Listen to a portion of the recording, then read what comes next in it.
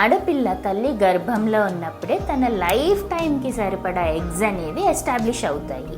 ఆమె పుట్టేటప్పటికి about 10 to 20 lakhs eggs మాత్రం remain అవుతాయి. ఈ ఎగ్స్ అనేది మెల్లిమెల్లిగా తగ్గుతూ వెళ్తుంది. ఆమె ప్యూబర్టీకి రీచ్ అయ్యేటప్పటికి అబౌట్ 3 to 4 lakhs ఎగ్స్ మాత్రం మిగులుతాయి. దాన్నే సర్వైవల్ ఆఫ్ ద ఫిట్టెస్ట్ అంటారు. మెన్స్ట్రువల్ సైకిల్ స్టార్ట్ అయ్యాక ఒక 10 to 20 ఎగ్స్ ప్రతి నెల డెవలప్మెంట్ అవ్వడం స్టార్ట్ అయినా కూడా ఒక్క ఎగ్ మాత్రమే రేస్ ని విన్ అవుతుంది. అది మాత్రమే మెచ్యూర్ అయ్యి రిలీజ్ అవుతుంది. దానినే మనం ఓవ్యులేషన్ అంటాము.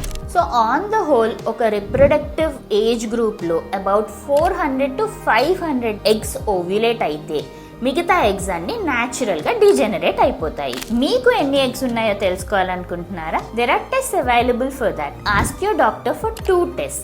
ఒకటి AMH అంటే యాంటీ ముల్లేరియన్ హార్మోన్, రెండోది antral follicular count which is seen on scan. ఈ 2 టెస్ట్ ద్వారా మీకు ఎన్ని ఎగ్స్ రిమైనింగ్ ఉన్నాయి అన్నది ఒక ఐడియా వస్తుంది. ఒకవేళ మీరు గనక వెంటనే బేబీని ప్లాన్ చేయట్లేదు కానీ మీ ఫర్టిలిటీని ప్రిజర్వ్ చేయాలి అనుకుంటే there's a wonderful option of egg freezing లేదా oocyte cryopreservation. If you have any doubts regarding oocyte cryopreservation, ask me in the comments. Thank you.